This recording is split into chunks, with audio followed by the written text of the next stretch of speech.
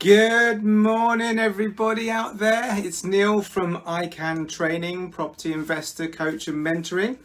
And it's another Monday morning, and it's time for me to just give you a little bit of what's been going on and what I've been finding over the last week. Last week, I was up in Yorkshire with a wonderful couple looking and hunting for investment properties. And we had a great time. We had lots of fun. We managed to avoid most of the rain. We even had a couple of sunny days, and we looked at properties and we did all of our figures. We worked out what the properties would be worth if we bought them, or what they could offer on the properties. We did all the stuff that you would normally do if you were looking to invest in a property: due diligence, making phone calls, checking up on things. And even with the lockdown, we managed to go into places and get into areas that were safe for us to go into with the PPE. And I'm still finding, really still finding at the moment, that there is a massive demand driven predominantly by what seems to be the 95% mortgage, loan to value mortgage for first time buyers. Seems to be a lot of first time buyers out there at the moment trying to take advantage of, one, being able to get the 95% mortgage, two, being able to take advantage of the stamp duty holiday, which is awesome because that's allowing them to get on the market.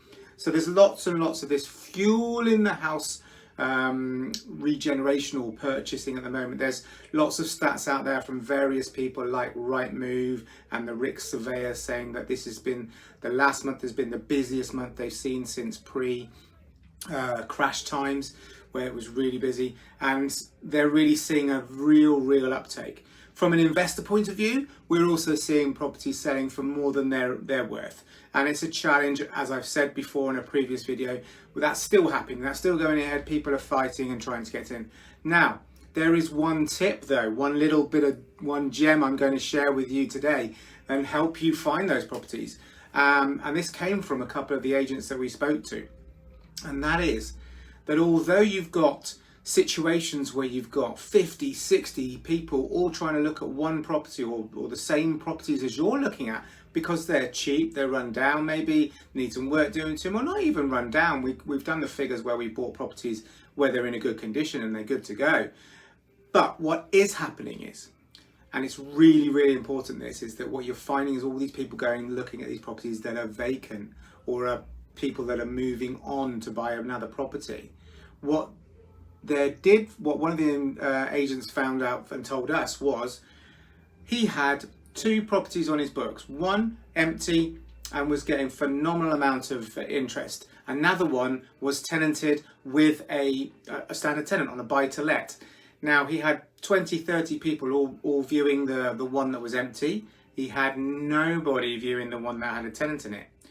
So what that says to me is that the people are looking to buy their own home, they are looking to move into it, so they're not really bothered about those that are tenanted. Now there is a whole training and a whole education on whether or not you should buy a property with a tenant in situ, whether you should get a property that's already got a tenant in there and paying. And there's good reasons and bad reasons. There's reasons to do it, reasons not to do it. And realistically, there's some situations where I have bought properties with tenants in it and it's been fine, but there are situations where you should be very careful in that scenario. However, if you're looking to buy your properties and you're looking to get the deals and you're looking to get them where they're not being inflated by silly people putting in offers higher and above the price, in some cases £20,000-30,000 more than the asking price, and they still need work into it, then my big tip for today is go and look at properties that are tenanted already. I'm not saying you have to buy those properties, but go and look at them and there's more chance of you getting an offer. But then make sure you take some advice about how you're going to deal with that tenant that's already there, and how you're going to take that over, if you're going to take it over, or how you're going to change things. So hopefully that's been helpful for you today. Have a lovely week. I think the weather's getting better, certainly warmer here where I am today. Hopefully it's warmer where you are, and we're going to have a lovely week. Enjoy yourselves. It's Neil from iCan Training. Take care, and I'll see you soon.